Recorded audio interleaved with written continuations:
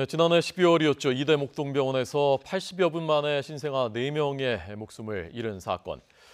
오늘 경찰이 주사제를 준비하는 과정에서 균이 오염된 것으로 보인다라는 결과를 발표했습니다. 오늘의 주목되는 사건들 자세히 전해드리겠습니다. 법률가인 노영희 변호사, 이웅혁 건국대 경찰학과 교수 초대했습니다. 안녕하십니까? 네, 안녕하십니까? 자, 이 신생아 사망 사고 사건입니다. 오늘 제일 많은 관심을 받고 있는데 우선 오늘 발표된 개요부터 좀 전해주시죠. 그러니까 지난해 12월에 있었던 이대 목동병원 신생아 4명의 사망 원인에 대해서 경찰이 발표를 한 것인데요. 지질 영양제, 주사기, 필터, 그리고 또 관 등 그 수액 세트 이런 것들에 대해서는 전혀 오염이 된 바가 없다라는 결론을 이제 얻었고요. 그렇다면 아마도 이 지질 영양제, 아마도 스모프리피드라고 불리는데 지질 영양제를 그 주사제를 준비하는 과정에서 이게 오염된 게 아니냐. 즉 말하자면 이 지질 영양제는 비닐팩에 쌓여 있는데 그 비닐팩을 벗기기 전에 손을 씻고 알코올로 소독을 해야 되는 과정이 있는데 그러한 과정을 제대로 지키지 않았기 때문에 간호사 등 이것을 만진 사람의 손에서 오염된 것이 그 안에 들어가서 아이들에게 이 주사가 되면서 이런 감염이 벌어졌고 결론적으로는 사망에 이르게 된 것이다라는 얘기가 지금 나오고 있습니다. 네. 그 결과가 질병관리본부에서 경찰에 그렇게 그런 개연성이 있다라고 추정이 된다라고 역학 검사를 통해서 나온 것이고 다른 것에서는 오염된 것이 전혀 나오지 않았기 때문에 아직까지는 그것에 그러니까 사람에 의한 인재다라는 식으로 좀 얘기가 되고 있습니다. 네. 그러니까 그 주사제 또는 기구에서는 전혀 그럴 만한 원인이 없었으니까 그렇습니다. 결국 손에서 오염됐을 것으로 의심할 수밖에 없다라는 결론입니다. 그러니까 관리 감독이 좀 문제가 있는 게 아니냐라는 얘기를 하고 있는데요. 이게 왜 그러느냐 하면은 이 지질 영양제라고 하는 것은 개봉 즉시 사용을 해야 되는 것인데 이 병원에서는 개봉 즉시 사용하지 않고 상온 20도에서 보관해 왔다라는 얘기가 사실 있거든요. 그리고 원래 그렇게 하면 안 되는데 왜 그러느냐면 24시간 내에 2도에서 8도 사이에 보관을 해야 되는 것이고 그것도 하루 전에 다 사용을 해야 된다는 것인데 이제 그 보관 방법에도 좀 문제가 있었던 것으로 얘기가 되어지고 있고 또 하나는 이런 그 물리적인 기구나 도구에서는 전혀 문제된 게 없었기 때문에 그렇다면 감염할 수 있는 곳에 통로는 오로지 한 군데다 사람의 손이 아니겠냐라는 식으로 지금 추정이 되고 있는 것입니다. 네, 손을 제대로 씻으면 그 균은 원래 없어지게 돼 있는 거라면서요? 네, 그렇습니다. 그러니까 그 병원의 과실이 크다라고 하는 이 수사 결과에 함의점이 있는 것이고요. 그 지난 겨울에 국가수에서는 원인균을 밝힌 거죠. 그것이 이제 시트로박터 프론균. 그렇다 본다면 이 원인균이 어떠한 경로를 통해서 사망에 이르겠느냐, 그것은 이제 그 질병관리본부에서 역학조사 결과가 있었던 것이고 이 결과를 서울경찰청에 통지를 한 것입니다. 즉 원인균은 시트로박터 프론균인데 프론균인데 말이죠. 이 원액 자체는 이상이 없었다고 하는 점. 그렇다고 본다면 그것을 전달하는 의료 도구가 문제가 있었느냐? 조사를 해봤더니 이것이 아니다. 그렇다고 본다면 결국은 병원 내에서 감염이 된 것이다. 그것이 간호사나 의료진의 손에 의한 감염일 수도 있고요. 또는 방문객이 와서 이 병균이 전파될 수도 있고 어쨌든 간에 병원 내에 있었던 균에 의해서 이것이 감염이 됐다고 한다면 병원이 기울여야 할 주의 의무 자체를 게을리했다라고 하는 과실치사 이것을 더 입증하는데 아주 구체적인 증거로서 봐야 되기 때문에 지금 꼭 이것만이 원인이다 보기엔 상당히 어렵지만 합리적인 추정상에서 합리적 의심상에서는 병원의 과실이 상당히 큰 것이다. 따라서 오늘 2명의 의료진을 추가 입건을 한 것이죠. 이 총체적인 지휘 감독을 해야 할 주치의가 간호사들에 대한 제대로 감독을 못했다. 그 2명이 더 이제 추가 입건되기 때문에 수사의 방향은 업무상 기울여야 할 주의임이 예를 들면 이것을 미리 사전에 방지하거나 충분히 예견할 수 있음에도 상당 부분 소홀히 했다고 하는 이 점이 오늘 수사 발표의 초점이 아닌가 생각됩니다. 얼마나 치명적인 균이길래 그렇게 사람 손을 통해서 묻어서 아기들의 목숨을 여러 명을 앗아갈 수 있었을까? 그 부분에 대한 자세한 결과는 안 나온 거죠? 이 시트로박터 프렌디균이라고 하는 것은 슈퍼 박테리아급이라고 해서요. 강력한 항생제에도 내성이 있는 그런 균으로 알려져 있습니다. 아마도 그런 것에 대한 관리가 좀 제대로 되지 않았던 것은 확실한 것 같습니다. 그간의 과정 있지 않습니까? 지난해 12월인데요. 그걸 좀 네. 경과를 좀 다시 한번 설명을 해주십시오. 그러니까 사실 지난해에 기본적으로 12월 16일 날이었습니다. 오후 9시 30분부터 오후 11시 30분 사이에서 이대 목동병원 신생아 중환자실 가장 이제 중한 아이들을 모아놓은 구역에서 있었던 아이들 4명이 이제 차례로 숨진 사고가 있었었는데 그러한 식의 과정 중에서 부모들에게 제대로 알리지도 않았을 뿐더러 이 병원 측에서는 아이들의 사망을 했음에도 불구하고 사망했다는 사실 자체에 대해서 보건소에 제대로 먼저 통지를 하지 않고 신고를 하지 않았습니다. 그런데 네. 더 중요한 건 그렇게 신고를 하지 않았음에도 불구하고 당시에 그 홍보과장이라고 해야 되나요? 김한수 이대 목동병원 홍보실장이 우리가 병원에서 먼저 신고를 했다라는 식으로 거짓 인터뷰를 한 것이 또 하나 문제가 되었었던 것이고요. 알고 봤더니 그것은 경찰에서 112로 신고를 받고 경찰에서 보건소를 통해서 연락을 했고 보건소 측에서 병원 측으로 연락했던 것에 대해서 아마 본인이 확인했다는 식으로 말을 한 것으로 알려져서 이것이 문제가 되었었고요. 네. 또 하나는 유가족들에게 아이들의 그 사망 원인에 대해서 얘기를 하고 브리핑하는 절차를 거치지 않은 채로 언론에 먼저 이런 식의 일이 벌어졌다라고 하는 것의 변명성 그런 기자회견을 먼저 자청한 것이 또 한 번 문제가 되었습니다. 그래서 유가족 대책 협의회에서는 기본적으로 이러한 식의 그 병원 측의 태도는 책임을 가리기 위한 급급한 것이고 또한 병원 이미지만을 생각한 것이었기 때문에 네. 문제가 된다라는 식으로 지금까지 이제 얘기를 하고 있습니다. 네. 자, 그래서 추가 입건됐는데요, 관계자들이 네네. 어떤 법에 의해서 어느 정도 수위로 처벌할 수 있습니까? 지금 기본적으로 문제가 되는 분들이 신생아에게 투여한 주사를 직접 만진 간호사가 2명이 있습니다. 그 간호사 2명과 그 간호사를 관리 감독하는 수간호사 그리고 해당 주사들을 처방했던 전공의가 있습니다. 그리고 신생아 중환자실에 주치의했던 조교수가 있습니다. 그래서 이 5명이 먼저 이미 입건이 된 상태이고요. 네네. 이외에 아까 우리 교수님 말씀하신 것처럼 박모 교수와 신모 교수가 이 2명이 더 업무상 과실치사 혐의로 이제 입건이 예정되어 있는 분들인데요. 그렇게 되면 7명 전부에 대해서는 형법상 업무상 과실치사 혐의가 이제 적용될 가능성이 있고요.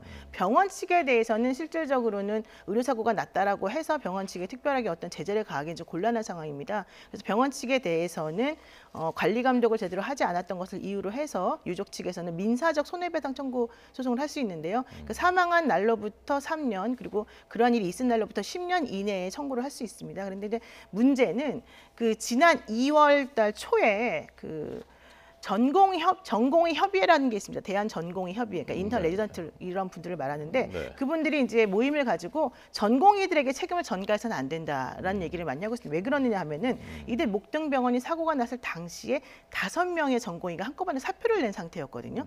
그래서 남아있던 2명이 이 모든 곳을 총괄하고 있었다는 겁니다. 그러니까 기본적으로 그들이 할 수 있는 이 능력을 벗어난 여러 가지 힘든 일이 그들에게 부하가 되었었다는 얘기인 것이고요. 또 하나는 이런 전공의들이 우리 애들에게 처벌을 가한 다음에 법적으로 우리가 파업을 하는 등의 조치를 취하겠다라고 하니까 대한의사협회에서도 이들의 이제 행동을 지지한다. 우리들은 이런 식은 사실은 의료인 개인의 문제가 아니라 시스템의 문제라고 생각한다라고 하면서 그들의 책임을 만약에 법적으로 묻는다면 우리도 가만히 있지 않겠다라는 얘기를 했거든요. 네, 그렇게 된다면은 사실은 의사나 전공의들이나 이런 분들에 대해서는 책임을 묻지 말아라라고 한 얘기밖에 되지 않기 때문에 과연 그것이 제대로 된 얘기냐에 대한 또 의문이 또 생길 수밖에 없고요. 그래서 현재 지금 유족 측하고 이런 의사들의 좀 입장이 많이 다른 것 같이 보이고요. 더 중요한 건 그렇다면 여기서 병원이라고 하는 것이 왜 빠지느냐? 병원이 원래 전체적으로 이걸 모든 걸 다 총괄적으로 책임져야 되는 거 아니냐라는 얘기가 있고요.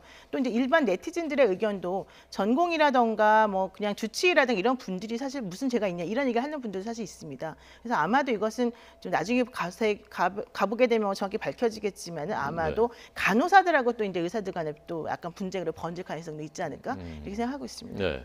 지금까지 경찰에서 서울경찰청 광역수사대에 수사한 거니까 검찰을 송치하면 검찰에서 또 다시 그렇습니다. 추가 있거나 또 책임자를 더 찾는다든가 할 가능성도 있는 거죠. 네, 그렇습니다. 업무상 과실치사죄를 하게 되면 사실은 최대가 5년 이하의 징역이고 네. 사실은 실질적으로는 금고의 형태에 이제 처하게 되는데 아마도 직접적으로 지시를 받고 직접 손으로 만진 사람들의 책임이 조금 더 크다라고 사실 볼 수밖에 없기 때문에 네, 그 네. 부분에 있어서는 어느 정도나 처벌이 갈지 모릅니다만은 어쨌든 현재로서는 경찰에서 지금 발표한 내용이기 때문에 네. 검찰청에 가기까지는 아직 정리가 좀 더 될 것으로 보입니다. 예.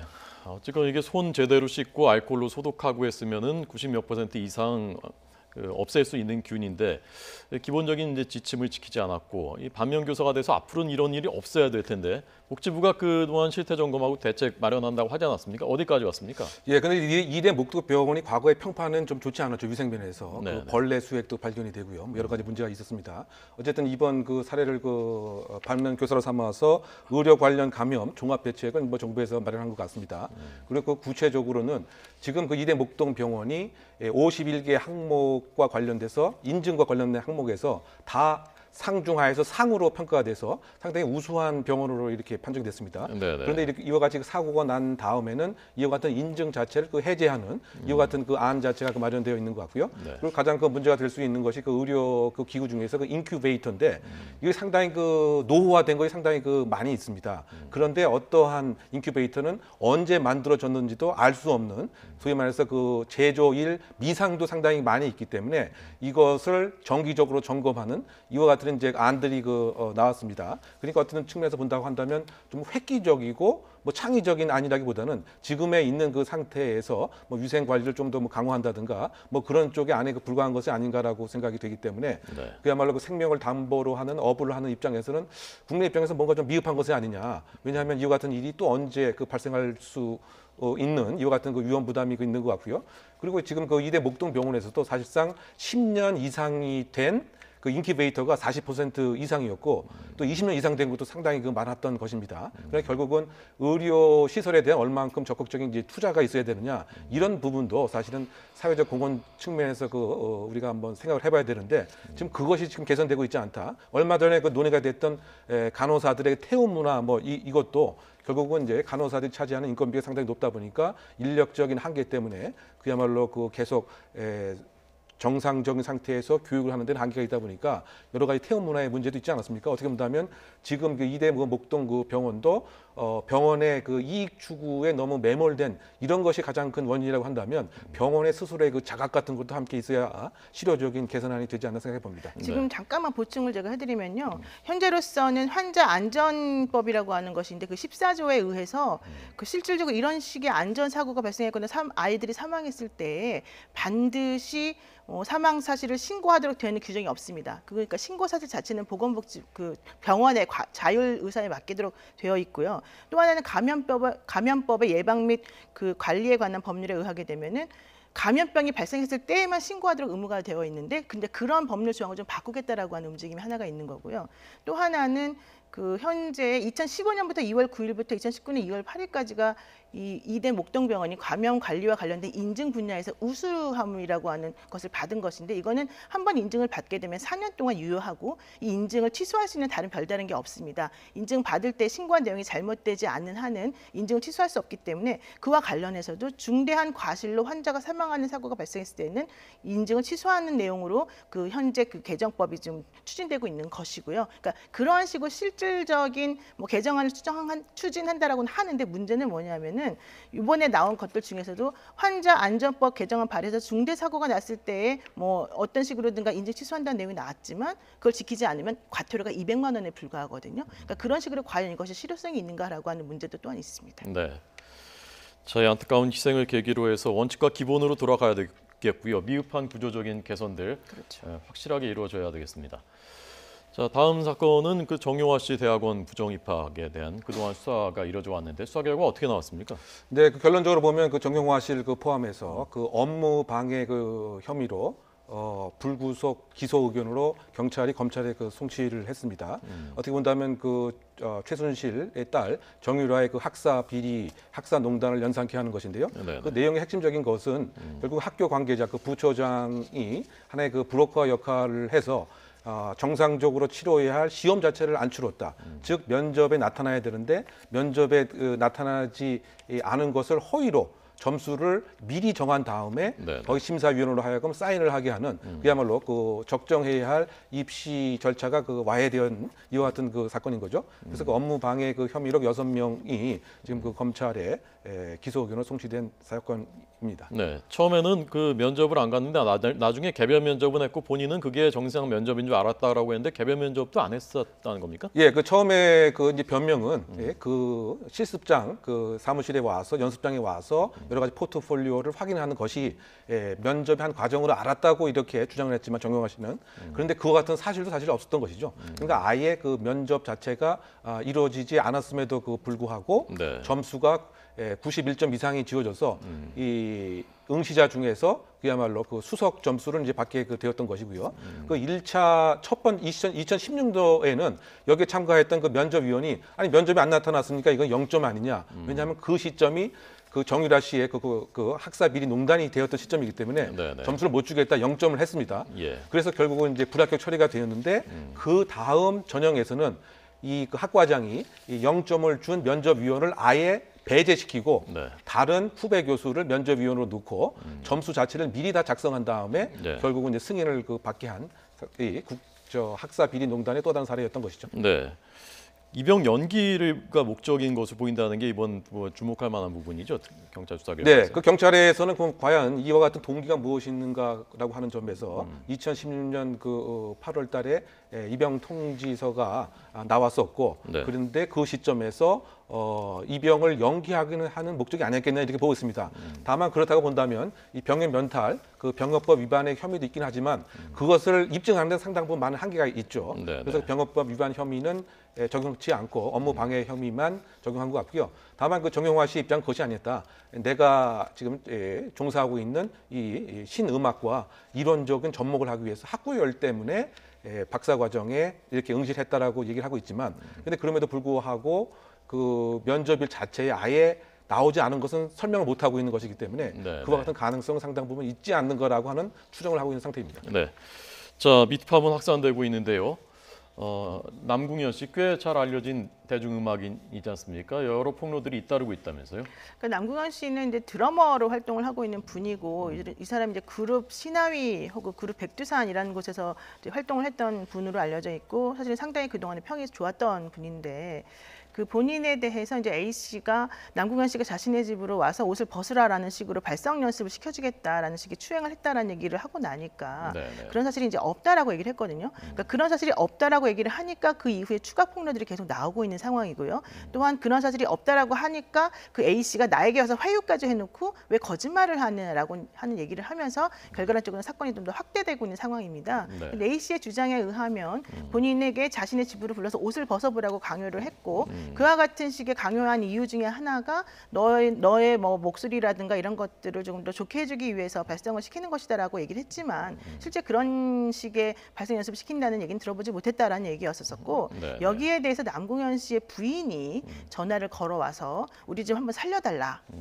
이런 식으로 가면 안 되지 않겠냐라는 식의 얘기를 했었었고 그래서 본인이 싫다라고 하니까 갑자기 입장을 바꾸어서 뭐 명예훼손으로 혹은 무고로 본인들을 법적으로 좀 처벌할 수 있는 것을 앞으로 하겠다라는 식의 법률 대리인의 얘기가 있었다는 얘기거든요. 네, 네. 근데 이제 이것에 대해서 또 다시 다른 여성 2명이 실질적으로 나에 대해서 이런 식의 폭로가 추행이 있었었는데 그것은 A 씨에 대해서 한 거하고 똑같다 이런 얘기를 하고 있습니다. 그러면서 예전에 자신에게 그 남궁현 씨 집에 녹음실이 이제 다락방으로 쓰이는 곳에 녹음실을 개조해서 쓰고 있는 곳이 있는데 그쪽으로 불러서 마찬가지로 이제 옷을 벗어보라라고 하거나 싫다고 했더니 뭐 가슴을 여러 번 쳐다보게 하면서 여러 가지 이제 좋지 않은 부적절한 행동을 했다라고 한 얘기를 하고 있고요. 또 나머지 CC 여성도 마찬가지로 나에게도 20년 전에 그런 얘기를 한번 했었다라는 얘기를 하고 있습니다. 근데 여기에 대해서 남궁현 씨 측에서는 뭐라고 얘기하고 있냐면 예전에 내가 몇 번의 성추행 그 성폭행 했다라고 하는 그 말을 하는 그 B 씨의 주장은 사실이 아니고 내가 그때 사과한 사실은 있지만 그것은 성추행과 관련된 것이 아니었다라는 네. 얘기를 하고 있는 것이고요.